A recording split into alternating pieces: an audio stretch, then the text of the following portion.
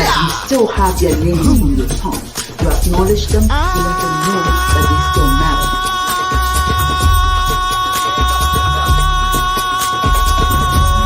And that is what Coco Nyamili, Nyamili, Coco Nyamili, Nyamili, Coco Nyamili, Nyamili, Coco Nyamili, Nyamili, Ibole, Ibole, Ibobono, Ndamamihe, Ibole, Ibole, Ibobono, Ndamamihe, Ebulanyelu, Ebulanyelu, Ebulanyelu, Ebulanyelu, Anamabara na ihe dị njọ ma na-emezi konyo teke Anamabara no n'ihe dị njọ ma na-emezi konye teke Igbo bụ n'ndike ụmụ Igbo bụ n'ndike ụmụ Igbo bụ n'ndike ụmụ Igbo bụ n'ndike Coco Nyamini, Nyamini, Coco Nyamini.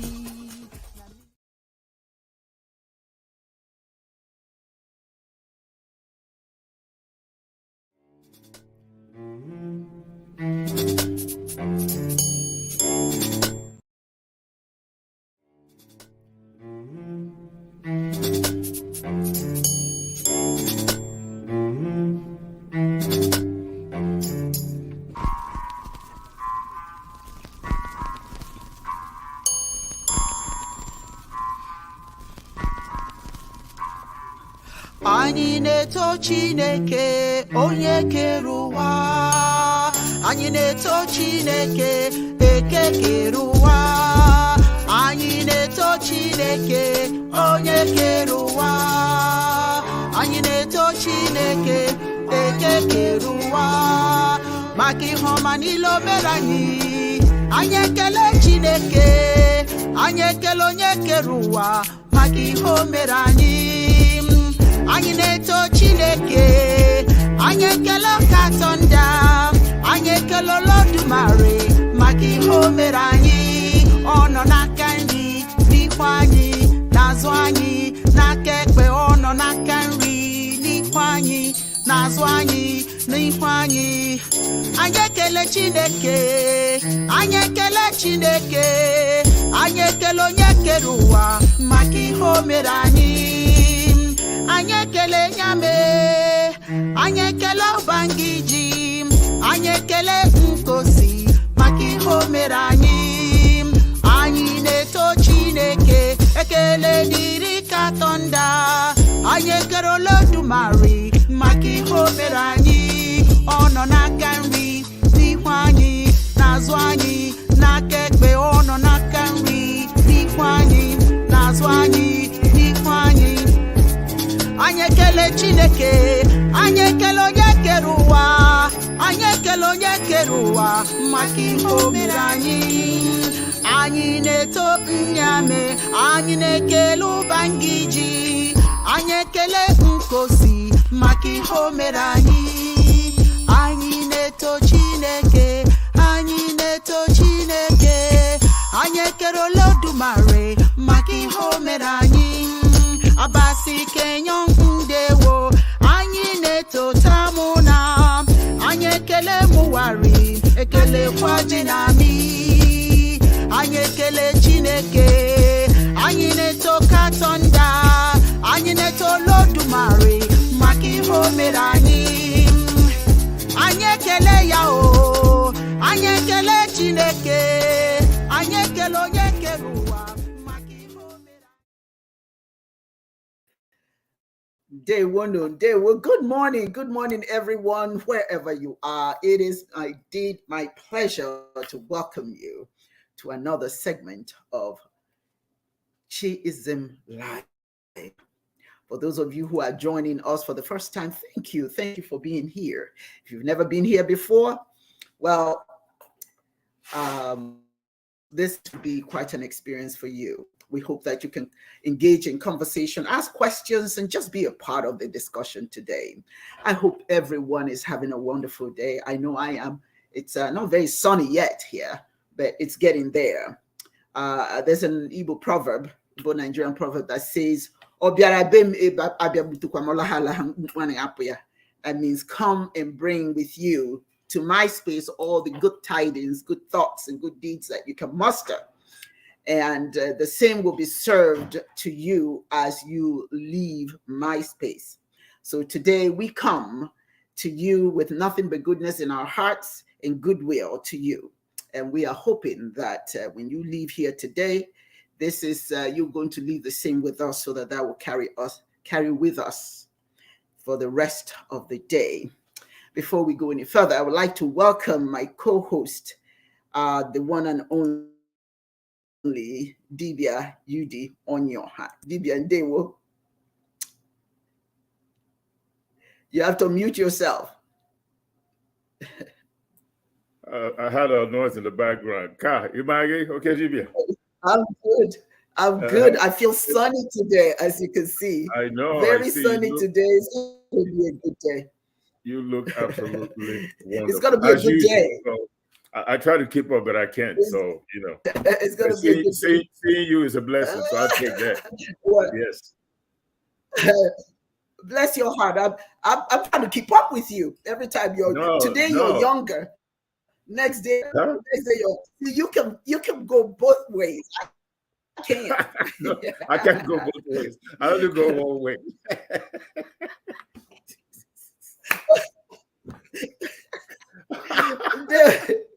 They want to the Charles. Thank you. I'm not the Kuda says that we're looking good. We try to keep up with humanity. We don't want to be those that talk about that. We look yeah, guys, yeah. Thanks for your patronage. We're very grateful. Yes. Okay, and then at this time, I'd like to add to the stream the one and only Dibia Wanyoma. Do you know what Wanyoma means? No. Dr. Wanyoma, do you know Wanyoma? I don't know what that means. Beautiful woman. We're adding Thank you. Yeah, guys, yeah. Dibia Simona, ciao. I am so happy to be here and see you. You guys look wonderful also. Thank you. Thank you. You look great. Thank you. Let's go. Let's do it. Thank you so much. This is the month of Ezelu. I don't know if you're familiar with that.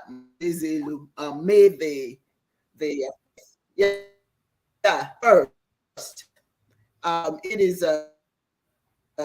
It is a very important month because it is so focused on the spirit of Chine. Okay, so in our consciousness, we need to carry that power around, with us wherever we go. Those of us who have forgotten, we want to remind you today. This is a special month.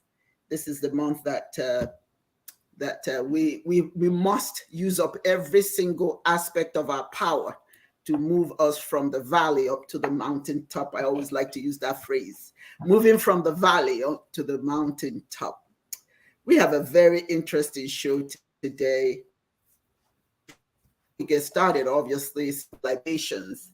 Pour libations of your father and mother who rest in the valley of the dead. Do not forget to do this, even when you are away from home. For as you do for your parents, your children will do for you also. This is from the papyrus of Ani, dating around the 13th century BC in ancient Egypt.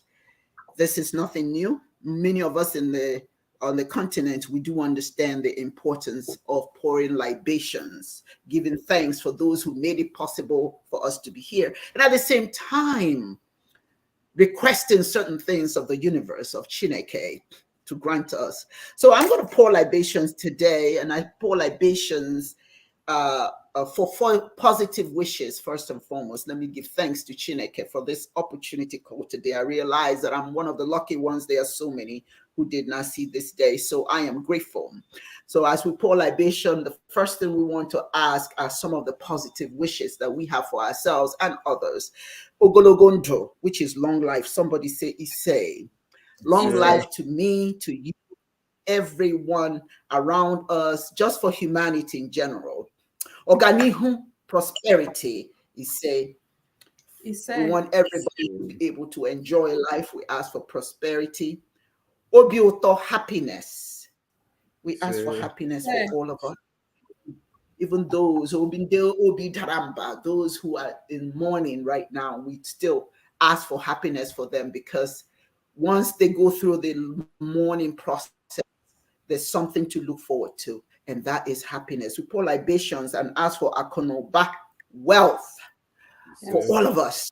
That is so critical to our survival. Having something to raise our family and take care of ourselves. Ezinulo, family. Pour libations, asking for family for all of us who are seeking family. Those who don't have family, may that come to be. Those who do have family, put your arms around your family and grow together peacefully, joyfully. You say, and we pour libations to ask for the fulfillment of our destiny, our akaraka.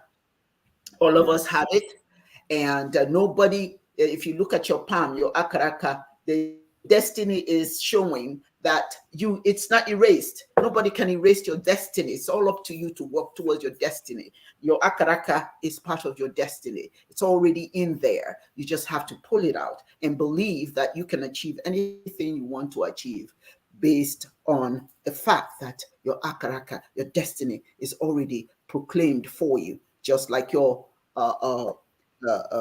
you pick it up. Pick it up. It's like your crown. Pick it up, put it on your head, and walk in holy boldness, knowing that Chineke is with you. The ancestors are with you. There's nothing you can't achieve. Somebody say, he's saved. I pour libation and ask for protection against negative things. On death, may we be healthy enough to live long lives. We understand, Chineke, we know that life is an ongoing thing. It doesn't end here. We know we will transition at some point, but we ask for long life so that we be here to enjoy our family. And maybe someday when we leave, we have nothing but joy we leave nothing but joy and positive remembrance for them. Oria. We ask Chineke to keep us free from illness. Oria is called, illness is called Oria. Sickness will not find us. Anytime that sickness finds us, it will run away. There will be no sickness in front of us, you say. None behind us, you say. None behind, above us. None underneath us. We are going to be healthy. This is our year. From henceforth, nothing but goodness in terms of our good health will follow us. We fear nothing. We are going to be like Obala, the ducks never drown in the river. We are not going to drown either. The chickens never get hurt. Their feet never got hurt in the forest, and neither would we. The birds fly freely in the sky, so will we. This is what we ask of the ancestors. This is what we ask Chineke. Now I want to order with Ihonjo, we pour libations to ask for Ihonjo to not find us. And that is bad luck. Anything we touch will be nothing but gold. So it is. Somebody say, he said. We are not going to expect anything but the best for us, for our families, for our friends, for those we care about. We pour libations and ask for freedom, so to speak, from Undino enemies. May our enemies not be around us anymore. Only the goodness. Only goodness. All the negative things will go behind us. Nothing but goodness shall follow us. Somebody say, he say. Now we call nations and call out our own ancestors. Indeed, our personal ancestors. And as I call out mine, call out your own as well. Daddy boom me, he say. He say.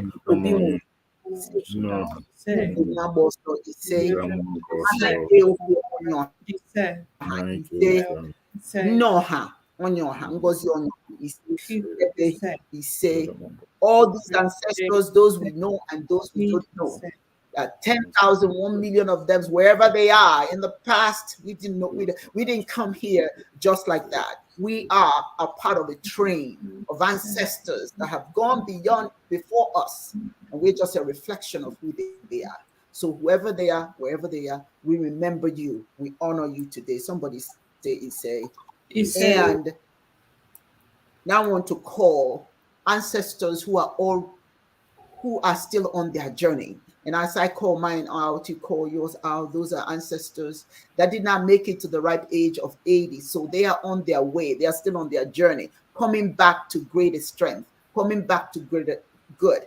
They are going to be better than when they left this earth. Somebody say, he say, he say, Mother Shundara, he say, he say, Chief Sasana, Claudia Willis, and go ahead and one. He say,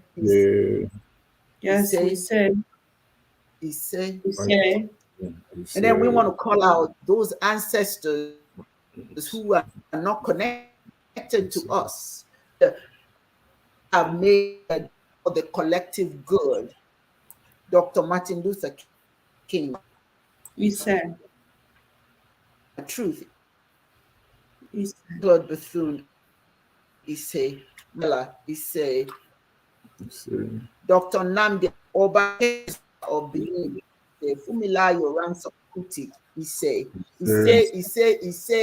and now we are going to pour libations in our own honor. And call out your name, your own personal name. Call it out 5 times, because someday you are going to become an ancestor.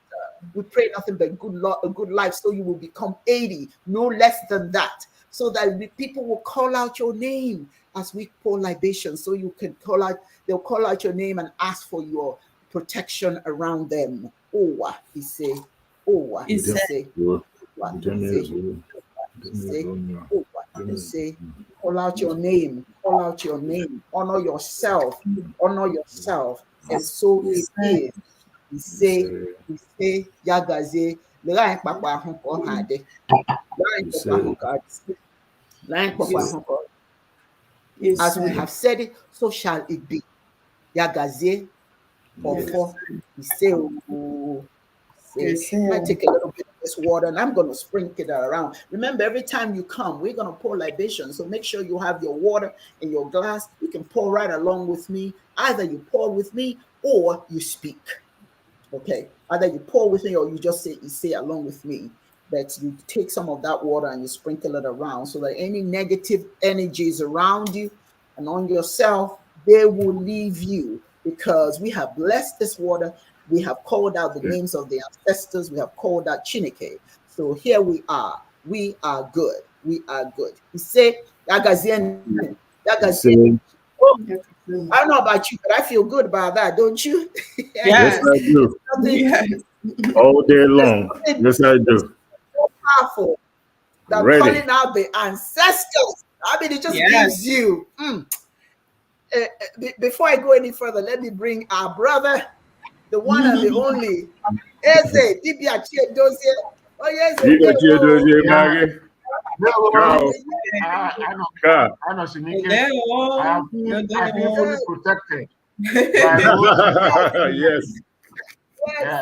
Yes. Thank you.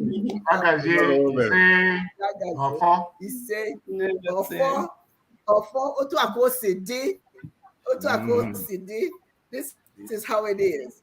This is how it is. Oh, well, the joy. We have a very interesting discussion. And in African spirituality, there's a focus on spiritual health, and a need to cut down on some of the baggage we carry around. We all walk with that baggage. They're just, nobody can say that they are always free of bad thoughts or free of disturbances or free of this, that, and the other. We all carry so much with us.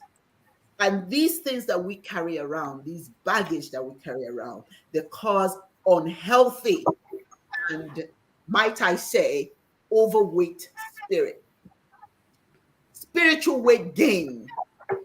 Many of us are carrying so much spiritual weight. And what we're going to talk about is that we need to somehow let that spiritual lose some weight.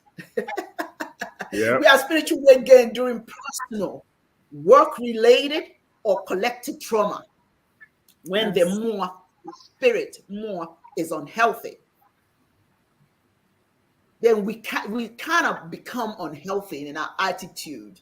You know, we're angry, we're frustrated, we yell and scream at the smallest things. You know, I had one time I was frustrated. I had a lot of work that I had to do. I was so frustrated. I was yelling at this poor little thing that I thought was a cockroach. It wasn't even a cockroach. It was just a black spot on the floor.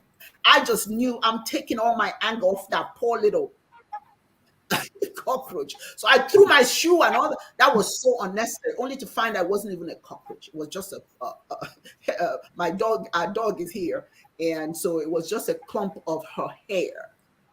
But my mind was so full of all kinds of things. I was going after this thing I perceived to be a cockroach. That's when your spirit is not healthy. When you see negativity in so many things around you, your attitude becomes more pronounced and negative. So the question that we have to ask ourselves, and wherever you are, ask yourself, what contributes to spiritual weight gain? And what contributes to spiritual weight loss? This is what we're going to talk about today. I'm so glad that we have the Dibias here that we're going to give all their different perspectives, you know. So, because we want to move from zero spiritual health to classic spiritual euphoria. You know, just to give you ideas, some of those things you need to let go. And I don't know about you. For me, I'm learning as I get older that it is important that I pick my battles. Pick your battles. Even, you know, and even when the battle sounds good to fight, sometimes we need to pick our battle. So we can lose a little weight and worry with spiritual diet. So all of you, if you have a pen or a pencil and a pad or anything, write this down. First and foremost, we all need this spiritual diet for the purpose of diminishing all the excess weight that we carry around our soul. Our soul is so important. It's good for it to be healthy. The weight of people who have disappointed you is probably the worst weight that we carry around. The people who have hurt you, we carry in our souls, we are angry. I'm not saying that you need to necessarily make up a person, but it just means don't keep attention. That's about 30 pounds of spiritual weight you're carrying. When you focus on, you know, you're talking about it constantly, let it go. If you don't want to be connected with that person or those people, let it go. Don't dwell on it. Hagawa, hafoha. Let them go. Don't wish them ill. Wish them well, but move on. You will shed 30 pounds because that's 30 pounds carrying. The weight of things you should have done. How many of you think about, God, I should have done this. I could have done this. I didn't do it. I wanted to do it, you know, but I couldn't bring myself to do it. I mean, all those excuses that you make for not getting things done, those things weigh down on your soul because guess what? You don't forget it. That's about 25 pounds you're carrying around. 25 spiritual pounds you're carrying around. As a matter of fact, you see, that weight you have around your middle is all those people. All those people you've been hanging around or allowing to hang on to you. There's not one of you that can say, oh my God, I wish this person would just go away. When they hang around, this is about, you're carrying them around, and this is about 15 pounds. You need to let go. That sluggish, heavy feeling that you have in your heart may be your dreams, you know, those goals, those fantasies. You know, sometimes when you go to sleep and you in aurora, you dream of those things. You see it in your dream, those aspirations that you have, that you haven't put them to use. You haven't done anything with them, and they have become weight. They become spiritual weight, which has your whole life weighted down because guess what?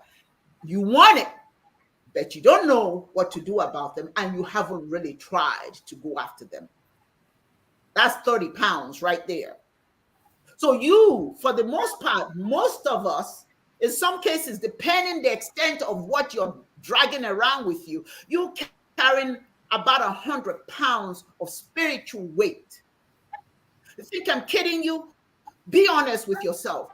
Really sit down, get a piece of paper, write down all those things you want out of your life that you're hanging on to, that are bothering you. Do this exercise, and you tell me that you can't come up with those things that you really know are hampering your health, your spiritual health. You are going to have to let them go so you can lose about 100 pounds. So with all the weight you need to lose these pounds, so how do you do it? Do you just talk about it? No. Spiritual diet means that you can start right now with forgiveness and surrender. A heaping portion of forgiveness. You smother it like pork chops with surrender. Yeah. You know what I'm saying to you? Forgive. What's important? Forgive yourself. So you're not perfect. So no, you're not a model. So your nose is whack. It's a whack job. No, so what? Okojubo said, I cannot be perfect. You may be perfect, I'm imperfect. You may be short, I'm tall. You may be fat, I'm skinny. In other words, you cannot be better than me in every way. We are really even. Don't go through life thinking you got to be perfect. Love yourself. Forgive yourself for your imperfection. As a matter of fact, you're perfect in your imperfection. It isn't what people think about you, guys. It's what you think about yourself.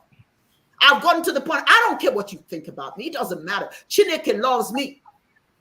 Chineke loves me. I know that. Munachiso. If I walk with Chineke, that he's holding on to me. She's holding on to me. She on the right, a K on the left. I'm good. I'm good. I don't need your validation. You got to let that go. If you do that, if you surrender, if you forgive yourself, that 20 pounds right there, you're going to leave. Spiritual weight, you're going to take right off yourself. And then you got to learn, my people. Learn to laugh 3-4 times a day. I don't care how you do it. You know, laughter is good for the soul. Watch a show that make you laugh. Find something that will make you, I mean, when I say laugh, I don't mean, I mean the hearty laughter. Find something at least 4 times a day. You gotta laugh. That is healthy. That helps you. Believe it or not, laughter will help you lose 20 spiritual pounds. Yes, it would. There's nothing that feels much better, that makes you feel so good, than having a good, go see a show. Go see a show. Go see a Tyler Perry show. That'll make you laugh. Go see something that'll get some of that hurtiness. Watch how children play. Watch how silly children play, and they don't judge themselves. A child will pour water on himself or herself, and he will laugh and laugh and laugh. Just because he poured water on himself. They find a reason to laugh. You find a reason to laugh. Even in the middle of your sadness, lose 20 spiritual pounds. Yes, get that weight off. Prayer. Whew. What can I tell you about prayer? Prayer is also very important, because in prayer, you're showing gratitude. You're giving a dose of gratitude for what. And when I say pray, I don't mean just pray and ask and ask and ask, because a lot of us tend to do that. And then it's like we say, I think I really know about that. You know, some people pray and then step back and just watch. You cannot you can't climb the okra tree and let go. It's very slick. You're going to slide down. You can't do that and say, God's watching. Prayer to Chineke means, hey, thank you for all you've done for me. Even the fact that I have breath, I'm still walking amongst the living. That is a good reason to pray and give thanks and show gratitude. And do show gratitude to people who are helping you. Even the littlest things that people do for you. Don't forget, email, jishike. You tell the person, jishike, doing it. Keep doing it. When people show gratitude for the little things people do for you, guess what? They'll do more and more and more. You become a beneficiary of their goodness. You will lose 40 pounds. Guess what? Prayer, gratitude.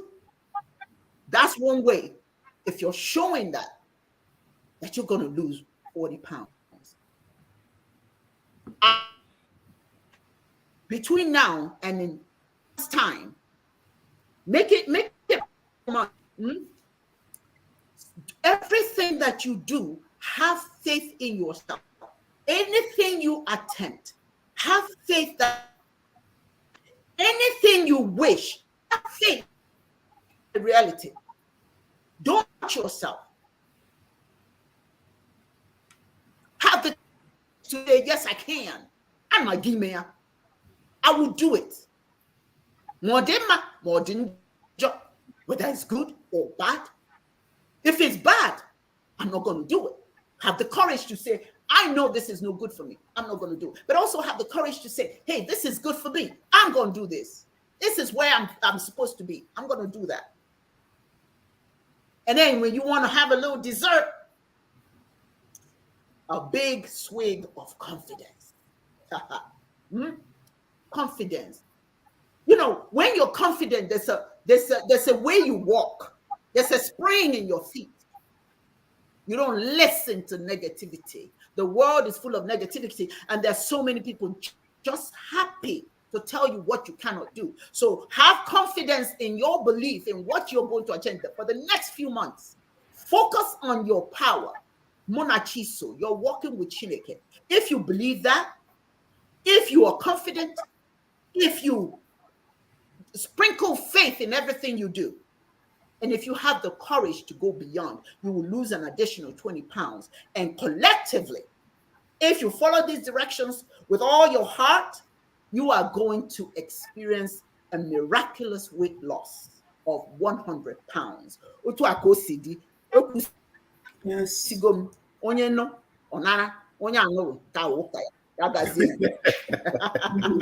That's my little presentation today. He said, well said. Potential energy. Well said. So your thoughts, I mean, you pretty much said it all. There are two things that I personally, use to get me through life. I've been doing this for quite a while. One is the idea of biri kan biri. Live and let live. We're all special. No person is more special than the other. Each one of us, we have a destiny. We have a calling. Biri kan biri, for me, is it. Now, a lot of people are stressed out in life because they're not paying attention to their ikenga. Yes. I can tell you that right now. People don't pay attention to their ikenga. A lot of times you exist just to exist.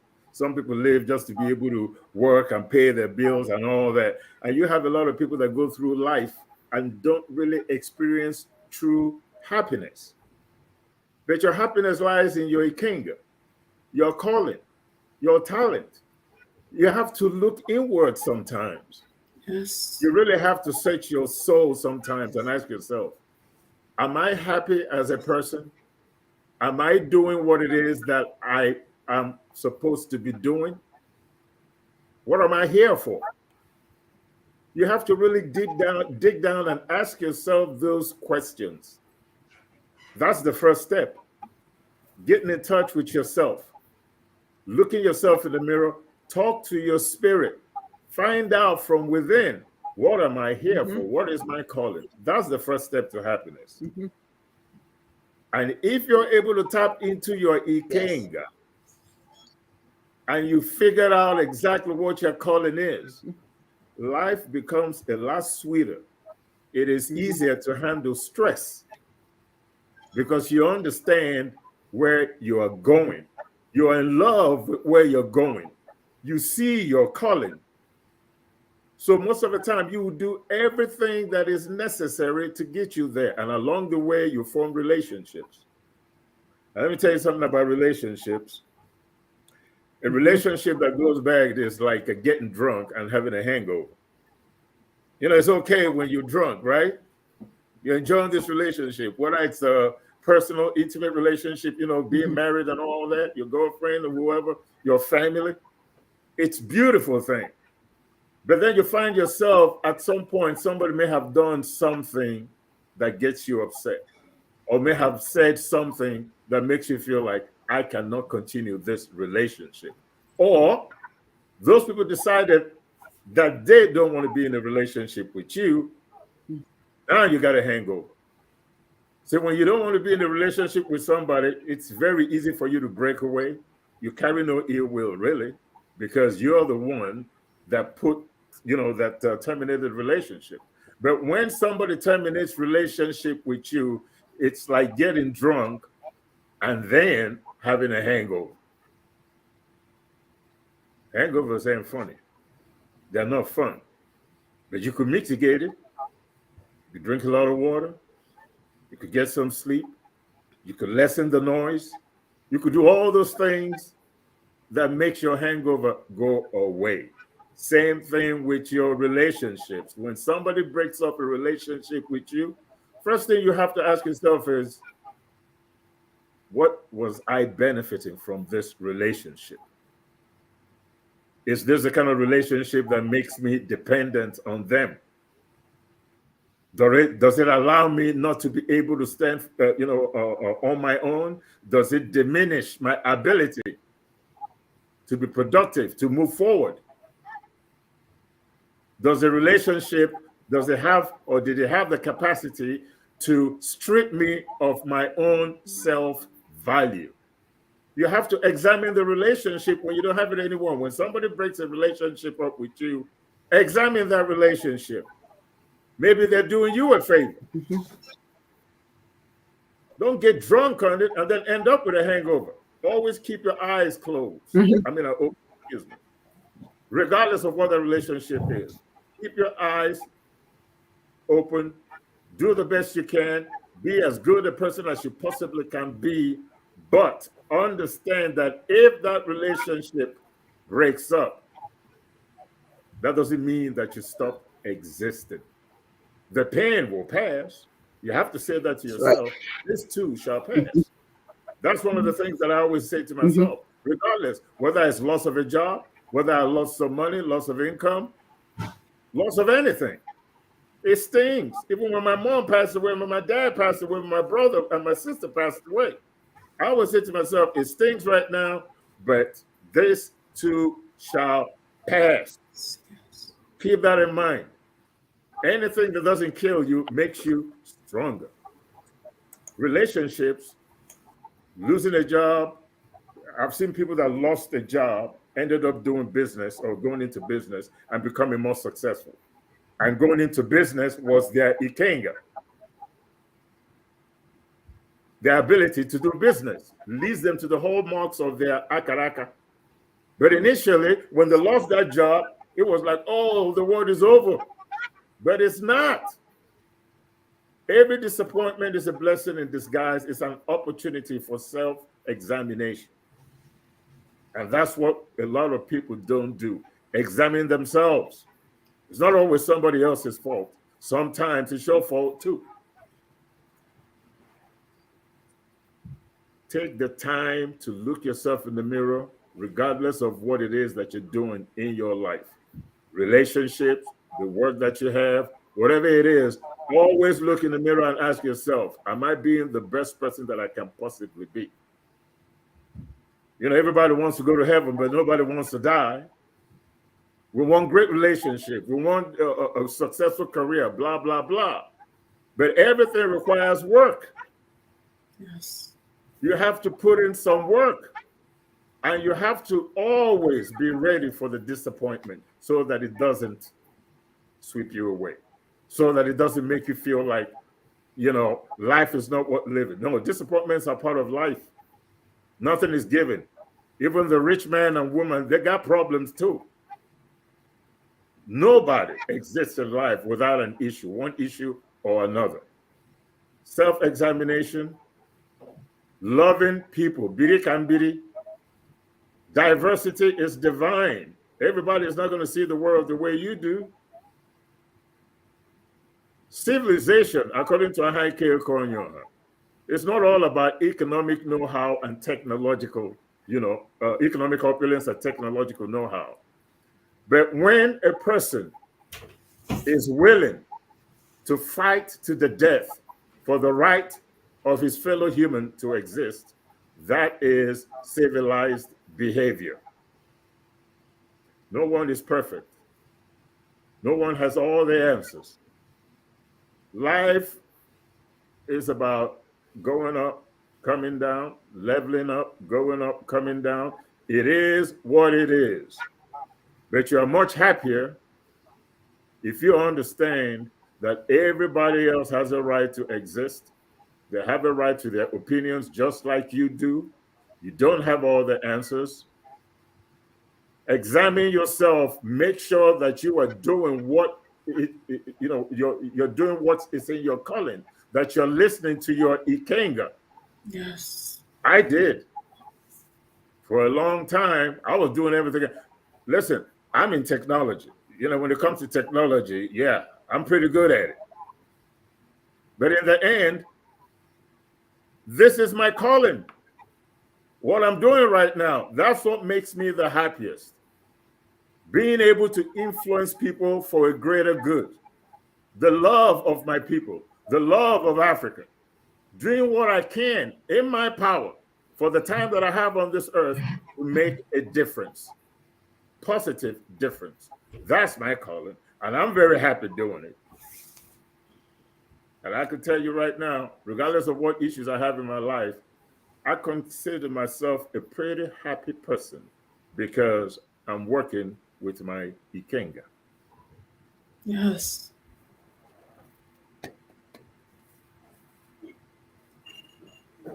Yes. We can't hear you. Okay, I'm sorry. Yeah. Can you hear me now? Yeah, we can hear you. Okay. We can hear you. All right. Yeah. So thank you so much for that, Dibia Yudi. Dibia Chedozi, your thoughts. Ndewonu. Today's topic is Dibia Chedozi, your thoughts.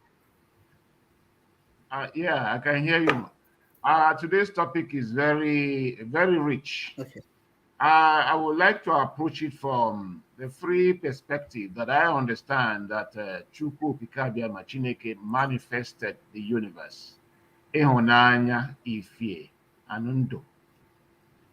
It is out of love, Ihunanya, that Chukwu Okike decided that the universe should project out so that the physical universe becomes like the body of God. It's out of love. And because it is out of love, everything that Chineke gave to us in the physical world, in the spiritual world, is free. It is left to the extent we realize our inner potentialities.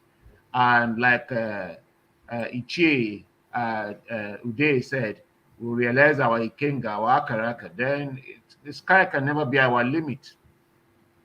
And so, and when we practice love, because love, the universe is built on love, when we practice love, we will tap voluntarily, endlessly from that inexhaustible pool.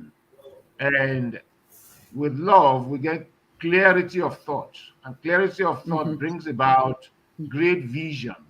That brings about Ife, light that illuminates all things. So there will be illuminations for us. And we will discover greater ways of relating, of resolving conflicts within ourselves first, because we cannot give what we don't have.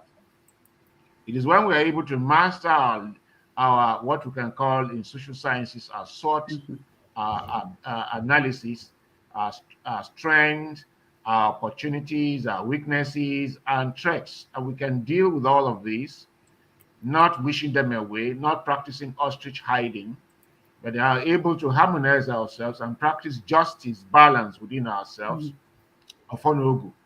Then there will be life will be in abundance. Undo will become in abundance. And that means that we flow in love, we illuminate the path, and then that carries a lot of people along. And with that kind of mentality, the aura around us will not even allow people to accost us with aggression. If they do, they just discover they cannot. Well, I think that is what I see myself doing now as HOD. Because I remember I became HOD, that was last year, 1st of August. By May, about this time last year, my spirit guardians came and said, you have to start dedicating your office to Chineke. And I was commissioned, I started prayers, specific prayers. I was ordered how to do the prayer. And after that, 21 days, I was ordered to do another 7 days, which I went on fruits alone. Then after that, 48, I think, was this 48 or 72 hours dry. And then, of course, when I became HOD, I just discovered things go on smoothly. Everybody that I thought would antagonize me, those who taught me, those who are upstart, who, though they are younger than those who taught us, but they seem to never to agree with anybody. Everybody is defending that whoever walks against Okoro, it will be there and that person. And so, and I share this love, and I make sure that everybody's interest is taken care of. If it means that I solve my own things later, like I didn't have AC in my office for long. The AC in my office was bad, but I was busy fixing other people's AC. And they saw that and said, no, this won't happen. HOD, you just have to fix it. I say, yes, after yours. And I make sure that I address all their problems, their tables and all that. Then when I was to address, I was wondering, how will I get an AC? And there, behold, the dean just signed one AC and said, new AC, say, all for you. It just came like that, you know. And so that's what you gain by following the path of Chineke, you know, the Ihunanya, Ife, Anundo. We will become center pool of attraction, like the sun is the center pool of attraction for our own solar system. Ndeon. Thank you. That's my little thought. Yes. Thank you. Dibia Simona, over to you. Your thoughts. My thoughts is, first of all, I would like to thank Chineke. Dibia Simona, your thoughts. Yes. First of all, I would like to thank Chineke for all of the messages that have come forth, for all of the Dibias, and the specific message that you brought forth, Your Excellency, because when I woke up today, what was on my mind was why was I gaining weight? And Spirit told me the reason why you're gaining weight is because we're trying to elevate you, but a part of you is resisting. And I can identify with that. So I noticed, just like Dibia Yudi was saying, not fully surrendering to my Ikenga. You know, I have surrendered to my Ikenga, but not fully surrendering to my Ikenga and allowing things that are outside of my Ikenga to get me distracted from that. And so that this message is very impactful for me. And we have to surrender to our Ikenga. There is something that, and I think I mentioned it on here, I was supposed to do for one of my ancestors. And I didn't do it. I didn't do it because I was thinking that I was too busy to do it. But today I woke up, I gathered all of the materials, and I'm going to do that after this show here. But we gain, just like the spiritual weight, but also the physical weight. For me, I gained the physical weight, but it had to do with the spiritual weight and trying to not fully surrendering to my Ikanga. And then, I have to also forgive myself for not fully surrendering to that and move on, and do the things that I need to do in order for me to be where Chineke wants me to be and who I'm serving. Because one thing, I'm still serving, I'm still doing my healing work, my spiritual work, but I also have to go to that next level and be able to surrender. And so I just would like to thank all of you for the message that came forth from Dibia Chiadozi, that the knowledge that you gave, and the, about, surrendering your space, even though I have a full space here, I have not fully done everything that I've been led to do, So when there's the resistance, that part of you, I have to lay to rest, that is resisting my Ikanga. The influences from the outside world that is influencing, and also what was mentioned too, caring what people say. I can't no longer care what people say. I have to do what Chineke has brought me here to do.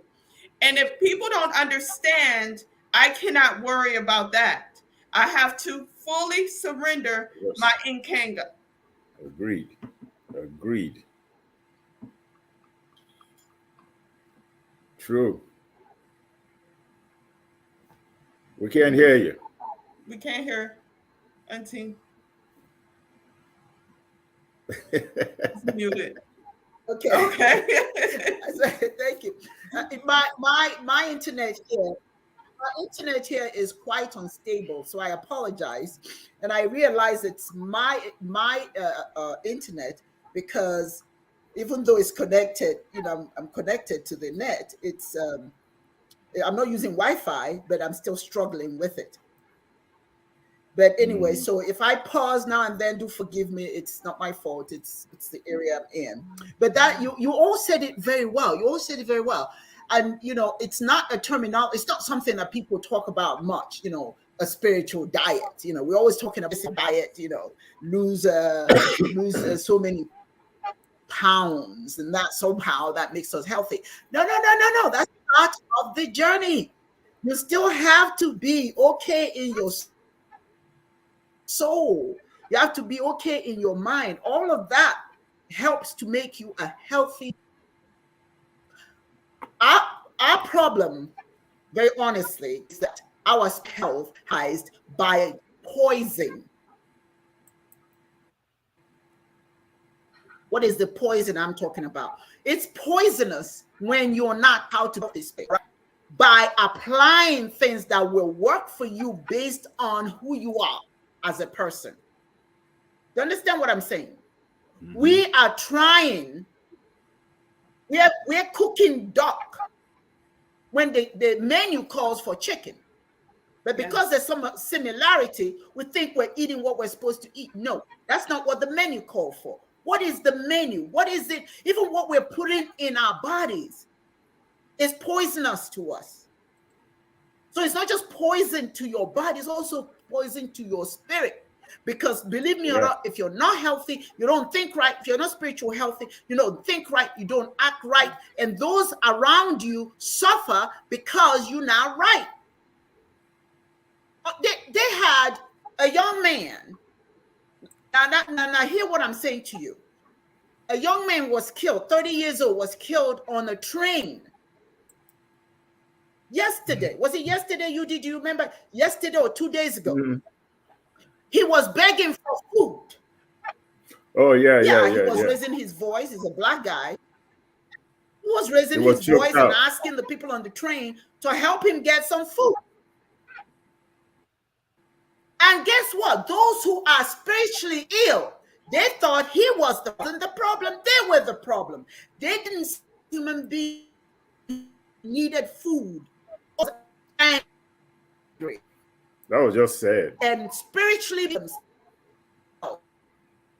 they thought they had to intervene. And how did they? In the guy who says that he's this white guy who's supposedly in the military soldier or something. Yeah. He put him on a chokehold. Yeah. And 2 black guys held his down while he was being killed. These people are spiritually ill. Not the man who was raising his voice because he had a reason to raise his voice. He was hungry. And then let me tell you about the people who are spiritually ill. See, when you're spiritually ill, when you have too much weight on your spirit, you don't see. On Fox News says he deserved to be killed. Kilmidi, UD, what's his name? Something Kilmidi. He felt it was okay that he was taken out. You know why? Because he had a record. Yeah, Kilmidi. The guy who was killed had a record of being noisy, of attacking people. Okay, that may be the moment. He wasn't doing any of that. He was just asking for food. So he sure didn't deserve to be killed. Who are mentally have weight to get off their souls. He didn't deserve to be killed. No matter what, all of us have things in our past that we shouldn't be killed for. Unless we were acting up. So all of us need to go on this health, spiritual diet. When you see a man go to a store or go to the mall and take out his AR-15 and just start shooting, just because he has a gun, he's not well. What will make you, what is in his soul, what's heart that makes him think it's okay to kill children? When did this happen? This was just yesterday at a mall in Texas where everybody carries a gun. It's almost daily now. These people are very, it's daily. Listen, we are walking amongst ill, spiritually ill people. Spiritually bankrupt. They have no qualms killing. There's nothing that it's a sport. It's a sport. When grown people will sit, I will not sit. Now, I can watch a wrestling match. I can watch certain things, but there's some things I will not watch.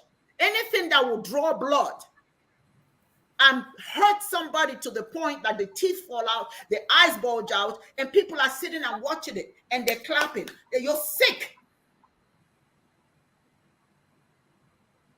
You're sick. We are a sick. Humanity is sick. Humanity is sick. We need a dose of spiritual weight loss. Excuse me. Each one of us has a responsibility to find out what is in us. What are we doing? What is bothering us? So that we're not so angry like I was beating that poor little fur ball. Because I thought it was a roach. Even that poor roach, even if it was a roach, it deserved to live.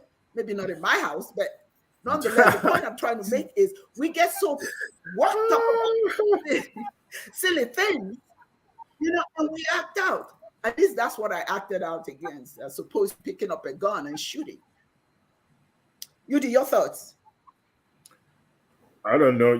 We're products of our environment. Okay. You have to really consider your environment and how your environment influences your behavior from when you were born all the way to the present. What are some of the things that you find acceptable along racial lines, tribal lines? What's the society teaching you? What are you learning in your household? In the United States here, let's just not forget that this country was founded on violence. Okay, that's the blueprint here. From what happened to the native, the indigenous people here, to slavery, what happened to Africans here in the United States and on the continent. You have to consider those things. Then the Wild West, then the criminal empires, you know, the Italian mafia and the Irish mafia and what have you. This is gun culture. And it's not just about the people themselves being violent. It's also about how the government takes care of its issues, whatever those issues may be. You know, how does the United States influence the world? And what are some of the things that they do as a country to keep themselves where they are right now, on top of the world, both economically and technologically? All the brain drain that we have to deal with as people of African ancestry. A lot of those people, including me, that are here in the United States, are supposed to be in Africa and helping to develop Africa. Your environment kind of pretty much dictates the way you see life and how you form relationships with people. Either, you know, people of your race, people outside your race, you know, your spiritual culture, you know, and in the United States, the spiritual culture here is not about live and let live. You know, it's about Christianity being the dominant religion of the European in America, and a religion that believes that only through a certain dictate and a certain person can you receive God's blessings. You know, they put themselves in this mental box that it is difficult for them to get out of it. Whether you come in here, take over, you know, get rid of the Native Americans, the genocide that happened over here. But the culture here is, if you have a problem, it's a mafia culture. Get rid of it. Now, you have laws in America where you are required to have a license before you could drive a car. But you're not required to have a license to own a gun. People tell you guns don't kill people. People kill people. No, man. Guns kill people. People have access to the gun. Otherwise, they'll use a knife, bow and arrow, whatever they could get their hands on. Gun makes it easy for people to kill. And this is a culture where solving your problem, you have to get rid of that problem by any means necessary. That is the American culture. The same kind of issue. Look, people don't get killed all over the world. Do you remember? You remember when you were young? We will sit back and watch you young people, young boys fight. Yeah. And you put your fists up and say, "Come here, come get it, right?" And we'll just see who has. And when you won, that was it. It was over. That was it. There was no coming back. Now, respect. It was over. Now to win is to kill. You got to kill. That is a cultural thing. Now to win is to kill.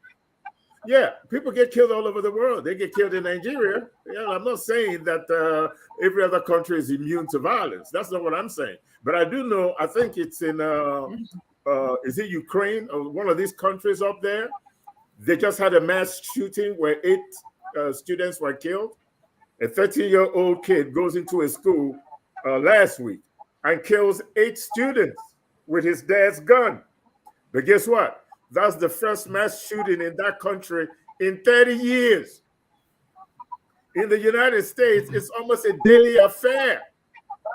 At least every other day, there's a mass shooting. This has been going on since 2023. This year, last year there was mass shooting. There's always mass shooting. But this year, you got more mass shootings right now this year than you did all of last year. And this is just May. Now, you can own a gun without having to get a license, without any background check. Anybody can get a gun. And what's the reason behind that? This idea of getting a gun is backed by the Southern Christian leadership. They're the Republican Party.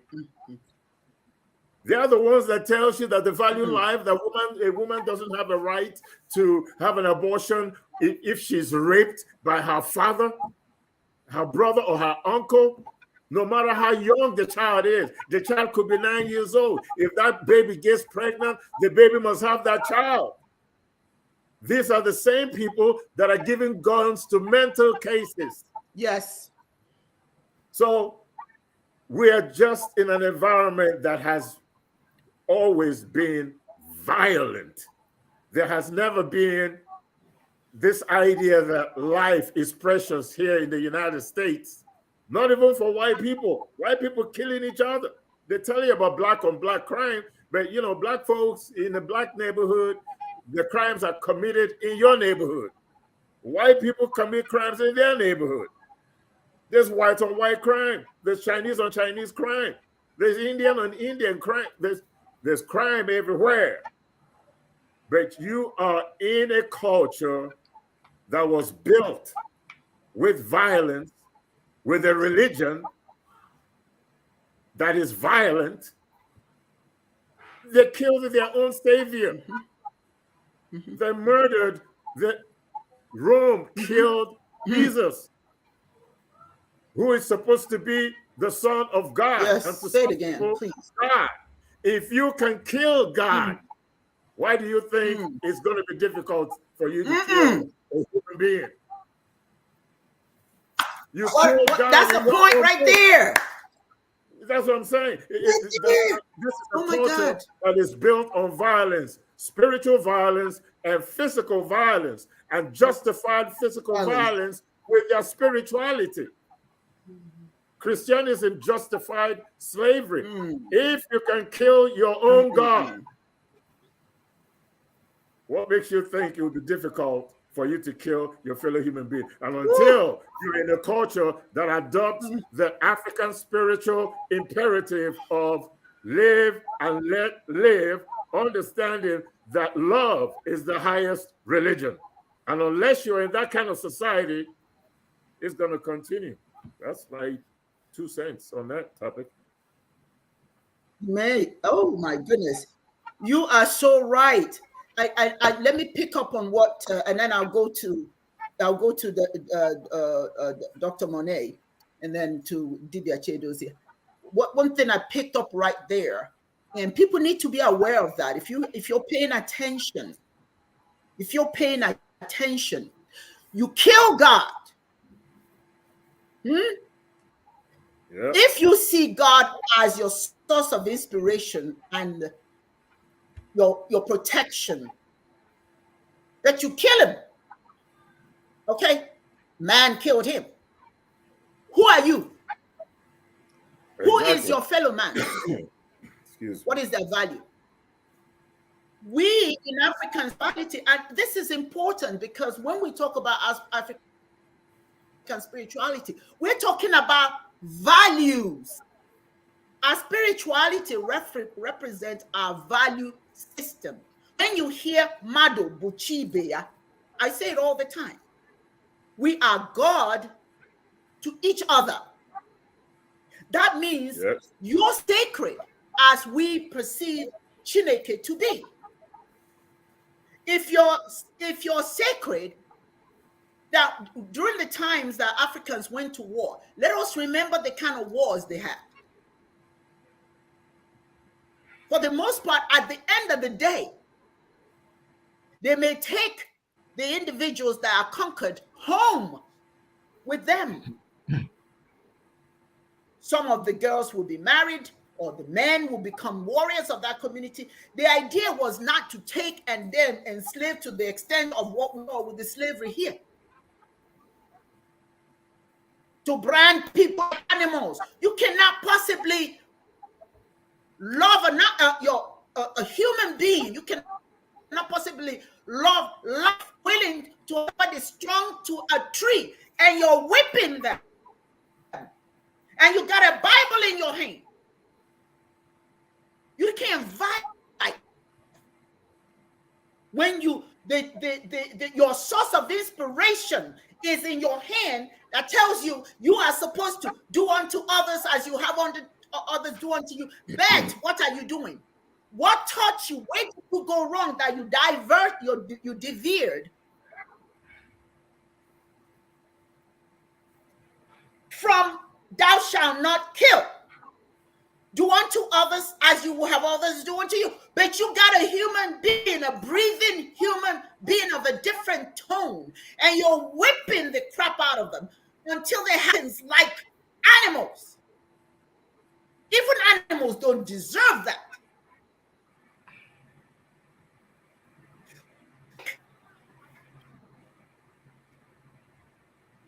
You need a weight loss system. Our religions are creating sick people. They are creating healthy people.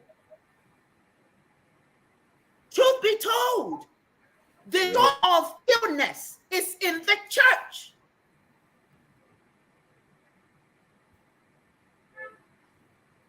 In those religious organizations that tell you there is only one way to get to the Most High, and anybody else who doesn't is evil, or anybody who goes a different way that's different from you is the devil.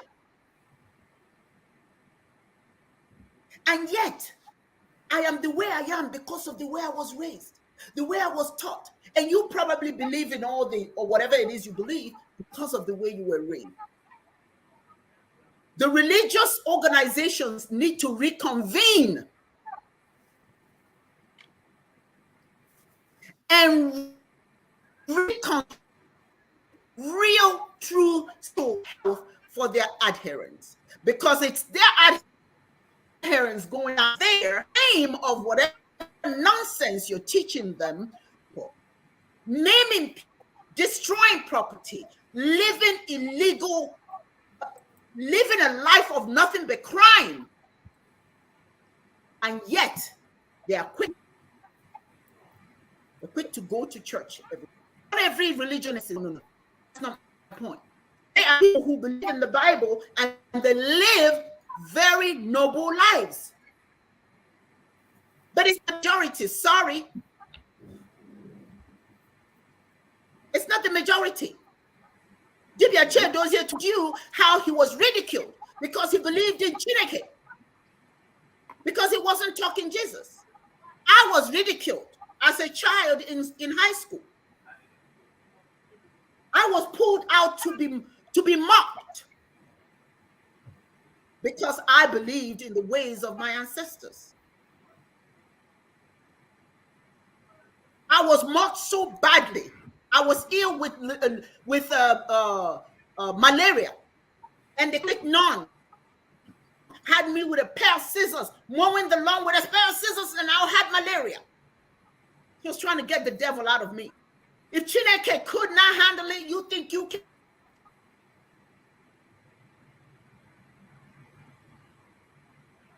On health souls, if you want your soul to be healthy, do what I asked you to do. Start losing weight, spiritual weight. Start letting go of some of the terrible things. Now, your family may get mad at you. Please forgive me. Your family may be mad at you for going a way that's different. But if you want if you want spiritual health, you better start asking yourself, does this work? Is this working? Yes. If it's not working, then you can't continue it and get the kind of result you want. Yeah, that was right. You said it all. And I say, well done, well done, well done. Dibias Chiist, Dibias Monet, today is loaded. Yes. But you see, when a spirituality finds it difficult to bring about harmony amongst between the opposites, then you're going to always have the spirituality tilting to one side. Europe, for once, anytime the culture always reflected that of absolutism, whether they followed the path of spirituality or they followed the path of science. when they followed the path of spirituality, it was absolutism, represented by the papacy. Those who were gifted, who made inventions, they were killed, they were guillotined. The likes of Kepler and all his write-ups were burnt alive. And then the likes of Galileo was just wise enough to deny before the papacy his inventions so that he could propagate his findings. And then by the time in the advent of the Renaissance, Europe left religion, spirituality, for the extremity of science. And if already under religion, they had this monotheistic, henotheistic belief system that their God is special. Whatever does not kowtow with their belief system is heretic. And so they went killing whoever does not believe in that system. They were declared apostates, heretics, and so on and so forth. By the time they took to science, they abandoned religion. That is exactly what Dibia said, Dibia Jaja. They abandoned religion. And that's when they realized they killed their God. And Nietzsche, that's what Nietzsche wrote in Das Pax Zarathustra. That when he said God is dead, he was talking about the European God. He was dead. Why? He said because they killed him. Yeah. And they finally killed him, apart from crucifying him on the cross, they finally killed him by abandoning religion and hopped on science. And then the thing there is that when they hopped on science, science reduced the whole of humanity to matter. So that if you are a spirit, spirit becomes a byproduct of matter. They call that epiphenomenalism. Now, with human being, with life being reduced to matter, human being was reduced to matter. Theories like man the machine, man is a machine, and theories like functionalism, behavioralism, materialist interpretation of the human being started coming out, and they started turning out literature in these areas to support the theory that man is a machine.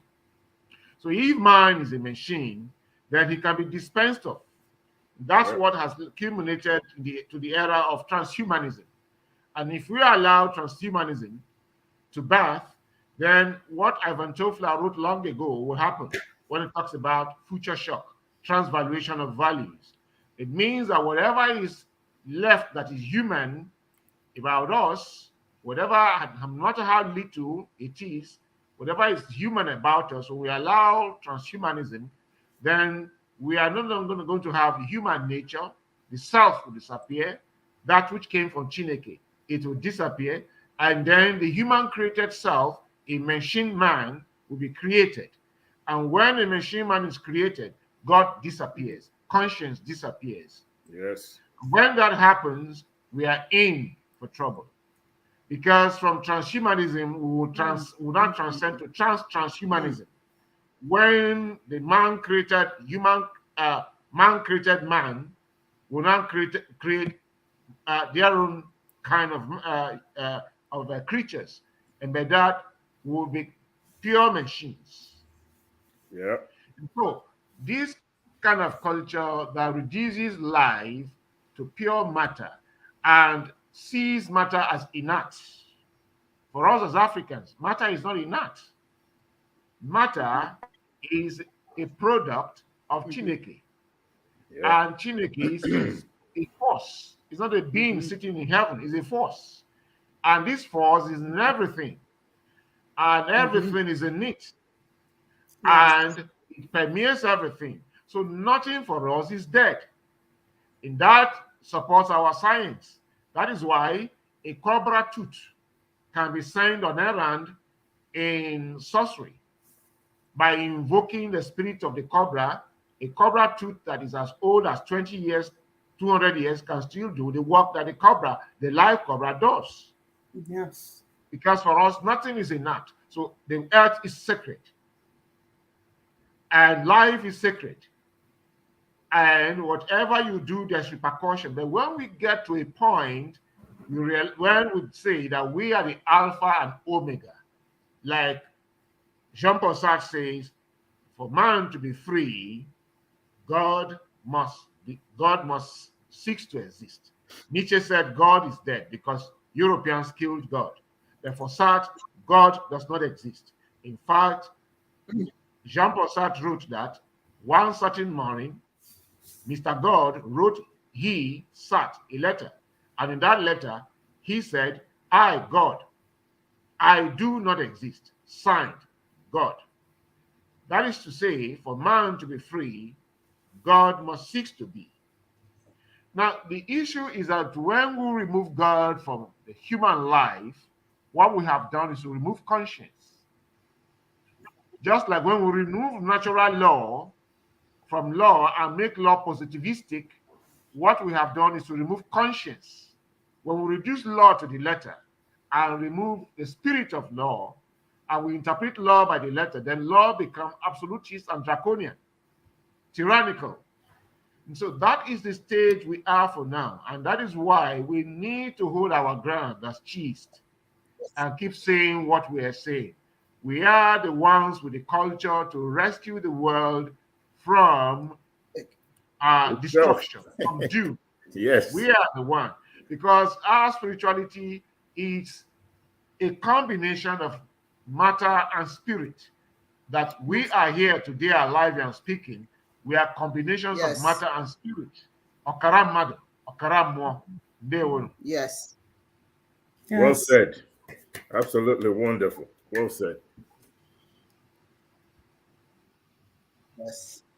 Yes. Yes. I thank all of you for this first segment, and we're going to go into the next segment. Before we start talking about that, just a reminder, my brothers and sisters out there, just remember that you need to lighten up. You need to really lighten up, ask questions, lose spiritual weight. 100 pounds you're carrying, if you lose that, believe me, it goes beyond the fat on your thighs or your arms or your stomach. Yes. It also has, you have your heart and soul that you have got to shed. Yes. I want to share a little email that I got, and I collect somebody interested, and I include them if it has anything, any semblance to what we are talking about. I picked them. This one comes from Dan. Dan didn't give me his last name. Well, it says Dan, so I imagine it's a male, not Daniel or anything like that. It just says Dan. So in this, I took his letter because I think in this segment is going to talk about what happens to us when we go through life only concerned about our own personal needs and ignore other people. You know, what we do for others comes back to you. You do good, you get good. You get goodness. If you do bad things to others, that may be what your blessings will be. So he says that, Dr. Simmery, how are you? I listen to Chiism live as often as I can. I work a lot, so you know. But I'm a guy who's very interested in African spirituality, so I really want to know more and more. But there's something that bothers me, and that is that people always think that I owe them something because I'm a person of means. They think I'm obligated to do for them. I didn't get where I am today by the help of anyone. I worked hard, I sacrificed a lot, and even at some point contemplated suicide when things were not going very well for me. I picked myself up and I worked very hard, and I'm very successful right now. I don't really care to say in what line of work I'm in, but let's just say that I'm not struggling any longer. However, people always want me to give them money. It's not that I don't care, just that if I give away all that I have, how can I possibly remain wealthy? Does this make me a bad person when I try to protect my wealth and what I've worked very hard for? I'd like to hear what you think about this. You and the Dibias. I said, okay, well, thank you, Dan. Nice letter. And congratulations. I'm certainly very, very happy that you're doing very well if you're anywhere listening to this show today. But I just want to start by sharing, and the Dibias will come in with their thoughts. I just want to start by sharing a quick story with you. First of all, in African spirituality, because when I talk from the conviction of a spiritualist. Yes. And I use much of what I say, I use my culture to explain certain things. We say akum deropani. Akum deropani means that my wealth lies in my community. Doesn't mean that you give away your wealth. It just means that if your community is doing well, then you're doing well. If you can't give money, is there something else that you can give? Let me tell you this little story about an overweight monkey who sat eating a banana, eating some bananas. He was so overweight, he could not move much. A baby monkey asked him for a banana, to share a banana, and he refused and chased the little monkey away. Couldn't move fast, but certainly was intimidating because of his size. So the monkey ran away. Other monkeys kept coming and asking for a little bite of his bananas, and he told them to go find their own and leave him alone. He threatened all the monkeys that ever bothered him or come near him. He asked them, stay away. I fought hard to get these bananas. You go get your own bananas. Well, one day, a monkey saw this tiger approaching and started making noises, which alerted all the other monkeys.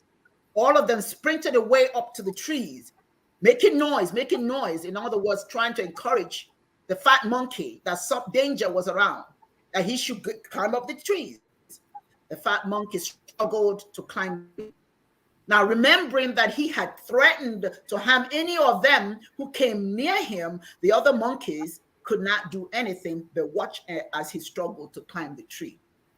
They remember that he said, anyone who comes near him, he will kill. So based on that, they left him there as the tiger killed the monkey. What is that saying to us? What is that saying? This is just my opinion, and I'm sure that the Dibias will have their own contribution to this conversation. It isn't the fact that you have money. It isn't, your wealth is not in that money that you have. Just remember that we are not buried with our money. It is what legacy you leave. It is what people feel about you, who felt when you were alive, what you made them feel, what little you give. People always think you have to give a lot. You don't. If it's a little, I carry change with me. I don't usually use dollars, but I carry a few in my purse because I always stop by the road. If I see a beggar, I will pull out $1 and give that beggar, right? He's not making me poorer. He's making me richer spiritually. So I give, not too much. I don't have thousands to give him, but just that little $1 is a weight off my chest that says, I did the best I could at the moment. So you give something. So in as much as you need to protect your wealth, don't see these people as trying to take them away. Many of them have legitimate needs. Some of them are lazy. I understand that. There are some people who want you to give. But it is important to give as much as you possibly can, but have a different attitude about giving. Don't make giving a punishment of you. Giving is a richness of you. When you look at philanthropists, what do you think people give millions to organizations? Not only is it a tax break, yes, for them, but it does something to you when you know that you helped change lives, that you made a difference. That's what life is all about. So don't look at holding on to your wealth as the only thing that will give you happiness. That's good. I'm glad you're wealthy. But it's a good idea to add it as, if you give a little bit, as helping yourself as well. That's part of joy. And on that note, I would ask Dibia Monet Your thoughts, and we'll go to Dibia Yudi and Dibia Chiist. Your thoughts. My thoughts is, and this is something that I dealt with, I've always been a giver. So it's quite easy for me to give to people, but Chineke has helped me with that. And it is the way that you give. You have to, there's a way that you give. You have to, you don't want people to become dependent on you. Because just like that monkey, if we talk about the monkey again, say that we were feeding the monkey. And every day we gave the monkey bananas, and the monkey became fat. And we no longer were able to give the monkey bananas again. And the monkey died of starvation because the monkey did not know how to go out and get bananas on his own. So we want to make sure that when we're giving, that we're not hurting that individual. You know, so Spirit had, you know, dealt with me on this, because what I noticed is sometimes you can give, and just like Your Excellency said, you're giving too much and the person becomes reliant on that. They become codependent. So is that helping them or hurting them? It's more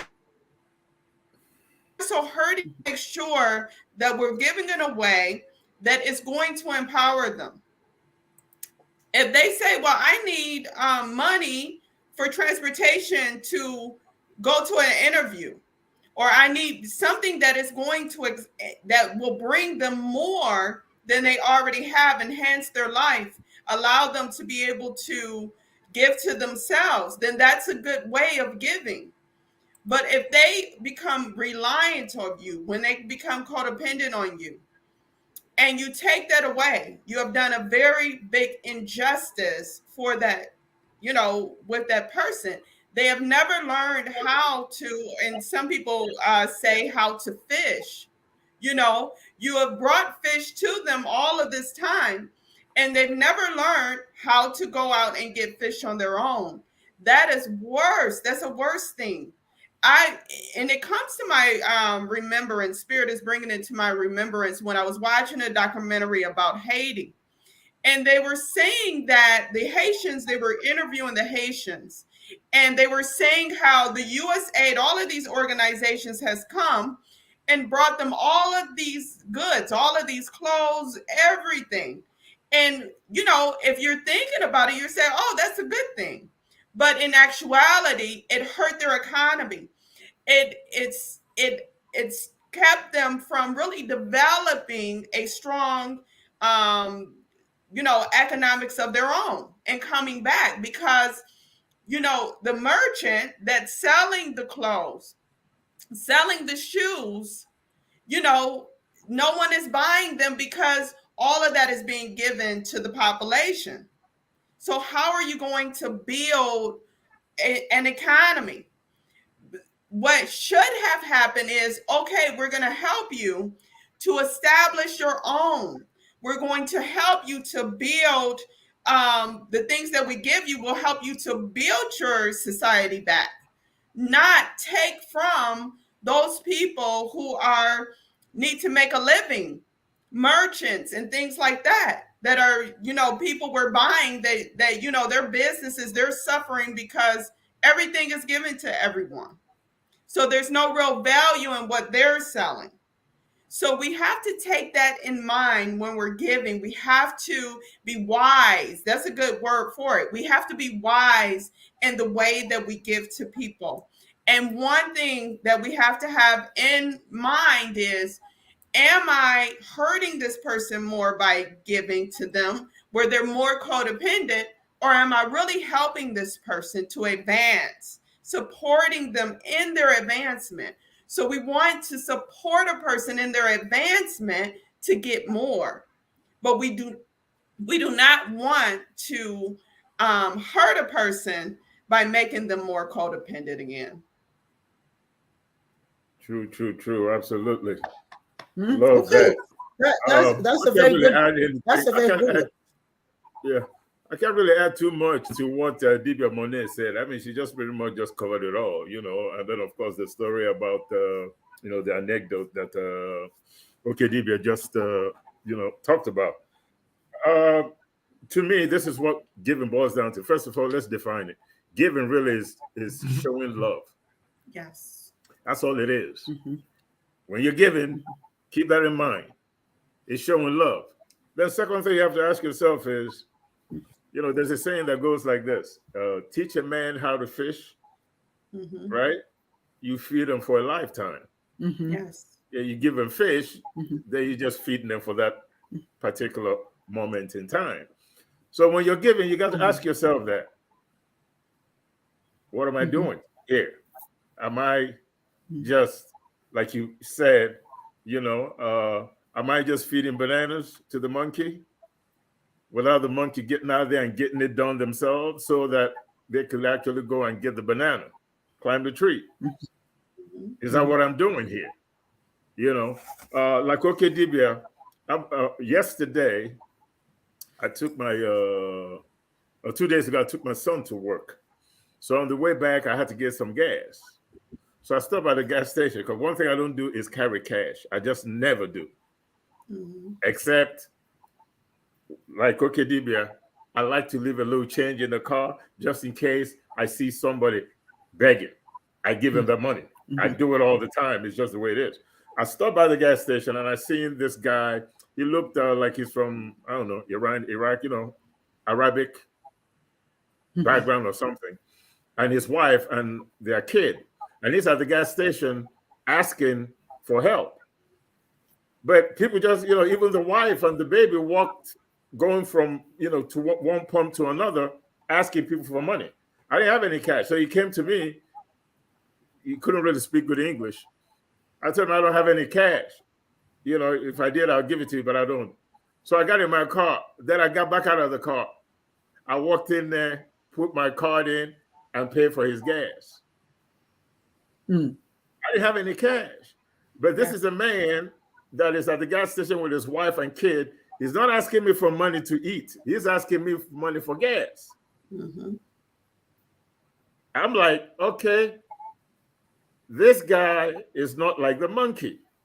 Yes. He needs some gas. And if nobody's going to help him out, I'm going to put gas in his car. And I did it not just because I wanted to help him out, but I did it because when I told him I didn't have any money, and I thought about the courage that this man had to stand there with his family and beg for gas. Yes. No, man, you don't need to beg anybody for gas anymore. I'm going to put gas in your car. Because I felt like he needed it. And it took a lot for this man to swallow his pride and stand there and beg for gas. Who am I? Cash or no cash? I got money in my credit card. I'm going in there and I'm putting gas for this guy.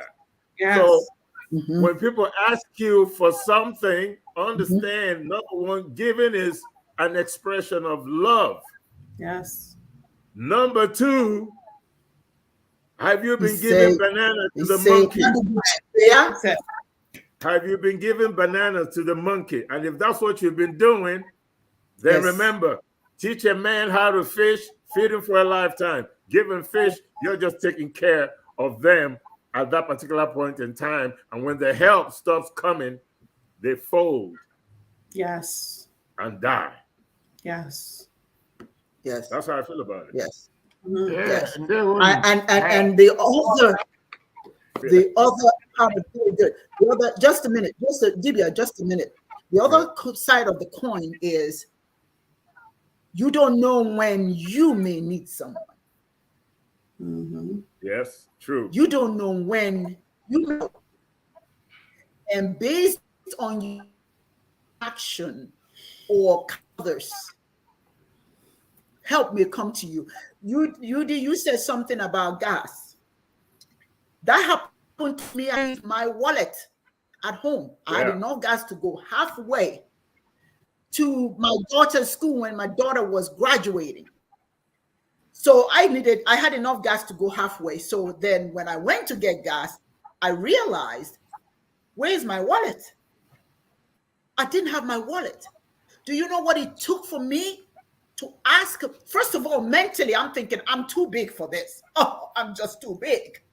Yeah. Oh, how can I open my mouth and ask for help? Oh, that was so, oh my God. I'm this, I'm that. I can't do that. But guess what? I didn't have my wallet. I had to get to my daughter's school. So the young lady that was there, I went up to her. I said, I'm quite embarrassed to do this, but I don't have my wallet. I know you may not believe it. You may think it's a story, but I don't have my wallet and I need to go to my daughter's graduation. I really, truly could use your help. Let me tell you very honestly, she didn't bat an eye. She didn't make any excuses. She said, sure, ma'am, no problem. And she put gas in my tank. Wow. When I thanked her, the smile on her face, oh, don't worry about it. Don't even worry about it. She felt good having done that. And that restored my faith in humanity. She doesn't know me, but she looked at me and I didn't seem like somebody who will be out here begging for gas. She believed that genuinely this lady.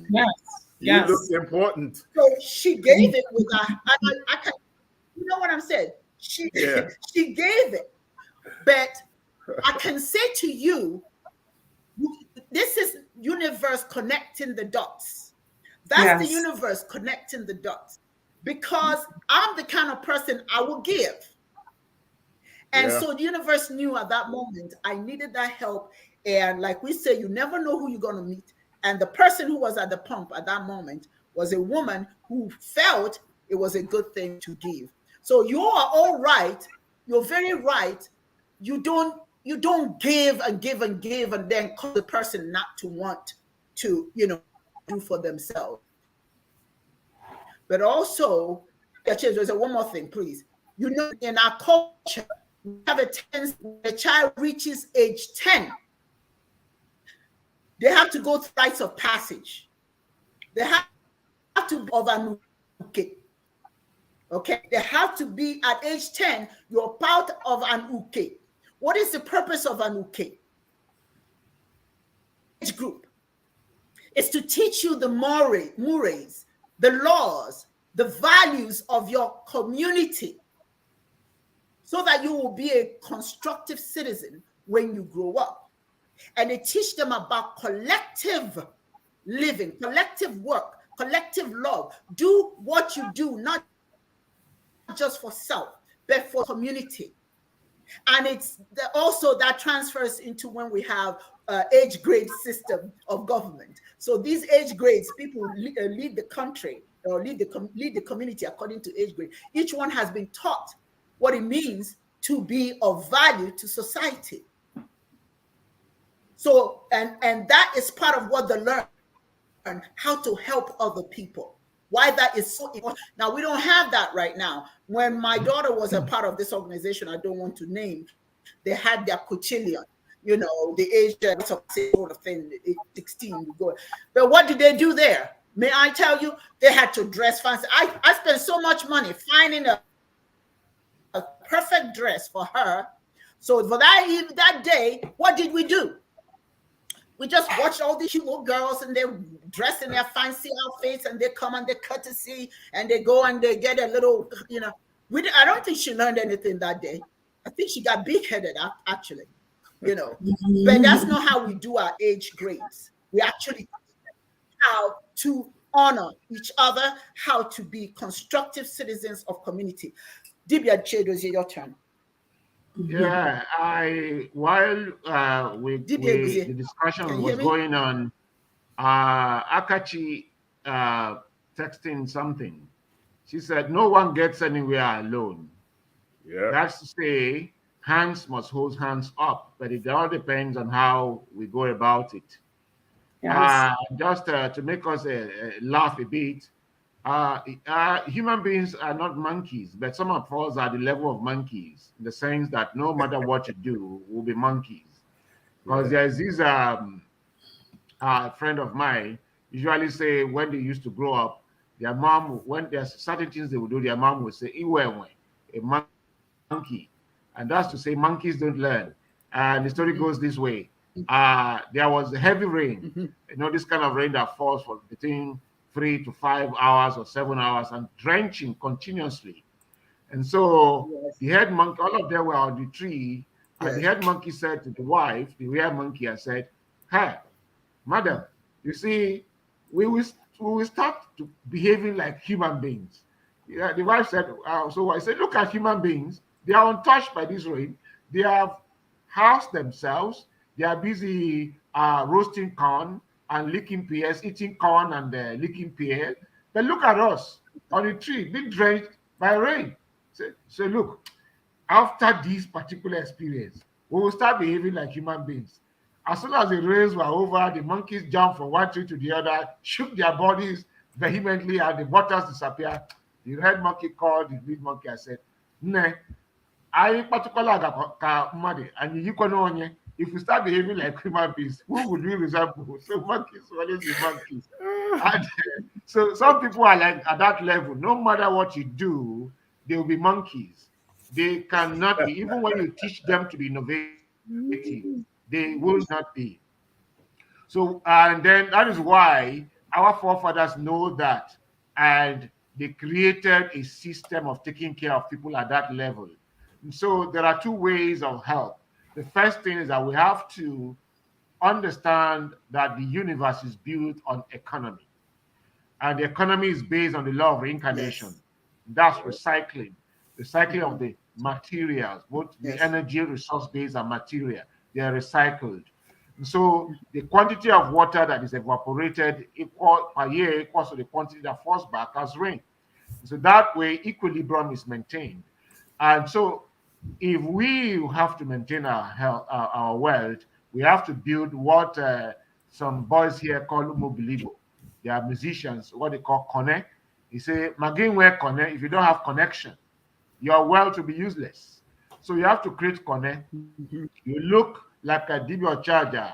Okay, Dibia, Simone have already, all of them said, you have to look for those who you know have that penchant for wealth creation. Ask them what they can do and help those ones. In fact, if you for someone, one of the dreams I have is that when I am out of my drudgery and I have a reservoir, it should not be doing anything in the reservoir. Having money there in the account and it's swelling, not helping anybody, is not economy. It's a waste. So why not put that into a program that will generate money? So the seed money, for instance, the seed money from that particular main money can always be used in maybe training people, scholarship, or people who are interested in trade. And then you encourage them. Okay, you encourage them to also do the same. And if you are living in a community, you can actually share your wealth into two and put one on behalf of people and say, okay, look, you from the seed money, it's not the main money, the seed money, you use it to train people, and then you go into understanding. They can also become stakeholder into their account, and they replenish it, and from there it begins to grow, and you can help as many people as possible. It comes a time you form groups, and each group replicate the same. Before you know it, you start building wealth across. But as you do so, also know the law of akubatajula. When wealth accumulates, you must always have the practice. What Dibia and Dibia Charge have taught us here. You must always carry some little sum, because there are those who are always at the crossroad, and we can also be at the crossroad. Like I have been at the crossroad once, just like what happened to Dibia. I was in Ghana for sabbatical, and I was going for a lecture. I forgot my wallet in my room. If I went back, I would miss the lecture, and the students were waiting, and everything is timed. And I discovered it when I just told the taxi man, "Oh, my wallet, my wallet." I would demand him and say, "We know you. I will drop you where you are going."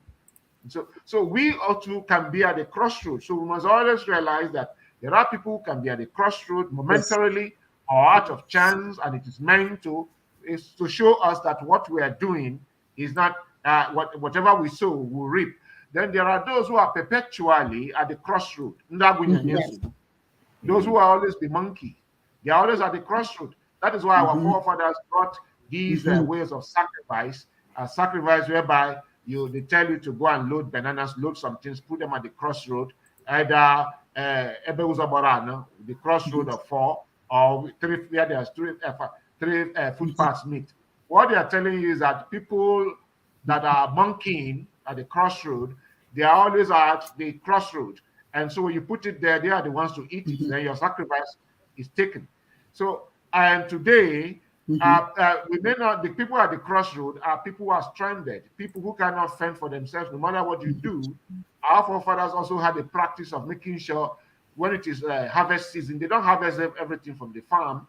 They leave some for those invalids who cannot farm, so that they can go pick up something. I even learned in America there's such practice that if you don't go into the farm, maybe corn farm, you don't go into it, just at the periphery, you got some heads of corn and roast right by the side of it and eat it. It's not stealing. We also had that in Africa.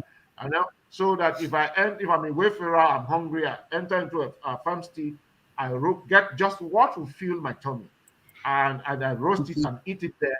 It is not stealing. And so there are those who are going to be at the crossroad perpetually, and those who are there momentarily. And the way life works, even the high and mighty can be at the crossroad momentarily, just to teach you some little lesson. So I think that is the way we can handle it. We need to create balance, and we shouldn't shy away from our responsibility. And so as soon as we finish feeding our children are in school, they are doing well. Now we should know that our children, they are not limited to our biological children. The children are around us, our children. We start picking one after the other. Okay, I will offload one child from you. And if we are affluent, we can actually form a foundation with the seed money, and then with the money and the seed it bears, we use it to train people and then encourage them to also have it, because we will not be there perpetually. So when we're not there, such a practice continue. It is a duty we have to do. That's what Chineke does with us. Thank you. Good show. Yeah, guys. Oh my God, I've got to tell you, DBS, you guys were on fire today. Thank you so much. I trust that everybody who was on this program today learned something that they can take. One of obviously the first thing we talked about was spiritual health. You're letting go of some of those things that you have on your heart that's causing weight on your soul. Your soul is just as important as your physical health. So we need to get in the habit of letting go, of giving thanks to the Creator for what we do have, for giving thanks. But also, let's have a little faith in ourselves. Let's have faith in ourselves. Let's not allow other people to validate us. I mean, it's good to have a little validation, but even when I do my entomology show, when I do that, I'm not really interested in the numbers who are watching it. I have a message to give, and that message is all I'm interested in. If people watch it, good. If they watch it, I've done my part. I've taken something that I think people need to know and share that with them. So be willing to share, be willing to let go, forgive and forget. When I say forgive and forget, I just mean that, you don't focus on what people have done to you. Just move forward. It's your life. It's your world. Just move. Don't hold on to all those negative things. So, that, and then of course we talked about what you do in terms of if you're in a better position than other people, give. And if you don't want to give necessarily, you can also form, find an organization that's giving to people. You can do that as well. You find an organization that's giving money or giving some kind of support to others, and give your money to them, so you don't have to give all the individual people who are asking. But if you if you can do it, not everybody can do it or care to do it, put a little change in your pocket, because no matter what, you're going to run across people who are so desperate. There's nothing they could do at that moment. Life has caught them in the ring, and they're just struggling just to breathe, let alone to create wealth for themselves. So, we have to think about that. I want to thank all the wonderful people who joined us today. Thank you, Sachi Azubike. Thank you for always being here. Like I said, you're part of the family. Ochozo, you're on your way. Ukuna Charles, Chuku Goziegi, thank you so much for being a part of our really experience. We love it very much. And also, your man is a new person. Thank you for joining us today. Our sister Vicky Nettles Jenkins, thank you for being here today. We always love to have you. Kimi Bro, my nephew Chukwu Emeka, thank you. My son Namdi was here today as well. And Ikenga Breed, thank you for being here. All of you who joined us today, we hope that somehow whatever we shared with you is going to help you on your way as you continue this thing called life, this journey. And obviously, you want to learn, you want to be a part of what we're doing. That's why you're here. Remember, please share this video. Share the video. I think today's many people should see this video. So please do us a favor and share it. And not only that, if you have not subscribed to Chiist Live on YouTube, please make sure that you subscribe. Your subscription is very, very important to us. So please make every effort to subscribe. All right. So on that note, this pretty much is going to end. One more thing. There was a comment that somebody made. I think we should address that. Western, this was where Akachi, we have about 2 minutes to address this. Western nations flood African nations with foreign aid to keep them from innovation and building. Anybody want to address that? I think it speaks for itself. We know that, but somebody want to add to that comment? Well, for me, it's about asking for help for something that you could do for yourself. All right. That's another way of guaranteeing that you're going to be subservient to Western powers. Whatever aid that foreign governments can give to you, we can do it ourselves. It's just about having the right state of mind to pull yourself up from your own bootstraps and get to working. That's it. Believe that you can. And then let me just add, just remember, it isn't the big things that we do that gets us to the mountaintop, because you can't get to the mountaintop top by jumping up to the mountain. You can't. You got to start from the valley, one step at a time. Just have that faith that ultimately that destination, you'll get to it. But no matter what it is we are going through in our lives, personal lives or collectively, if we just start working on it, little at a time, knowing and believing that we can do it, we are good enough. Yes, we can. Then we can achieve it, and it will be more meaningful than what these foreign aids give us, which is what they do. That's how they hold bad leadership in these African nations, quite frankly, because it's almost like bribing them to keep quiet or to do their bidding. Yep. Okay, Dibias does here one quick ending thought, and then I'll go to Dr. Monet and we'll end the program. Yeah, the summary is that we have to always find the strength within us. That's where we started from. Always find the strength within us, what we can do for ourselves, and cherish what we do for ourselves. It does not mean we don't have to relate with others, but let us always be self-reliant. And to be self-reliant does not mean we have it all. It means that whatever little we are able to get ourselves, we should be content with it. Thank you. Yes. Well said. Yagazie, my brother. Yagazie. Dr. Monet. I believe that we have to learn. Yes, I believe that we have to stop eating from the hands, especially of our oppressors, and understand that nothing is coming to us for free.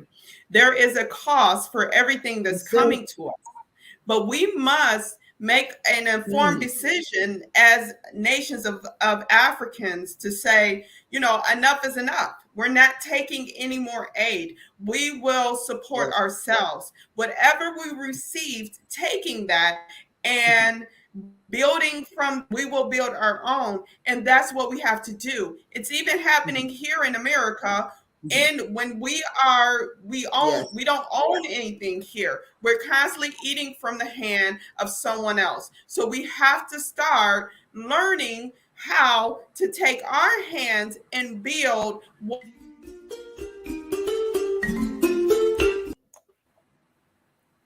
What happened? Thank Something happened and the music came The on. end of Yeah, the music So- came on. Sorry about that. Okay, DJ everyone. Thank you so much. Thank you. Okay, I don't know what happened. You just Thank came you on. so very much. I Thank guess you. the music was just letting us know, okay, it's time. Everyone, time thank to you for go. joining us. I look forward to another Okay. wonderful conversation next week. Okay, Yes. God is here So it to is. you all. Good. Yes. Bye-bye. Bye-bye. Bye-bye.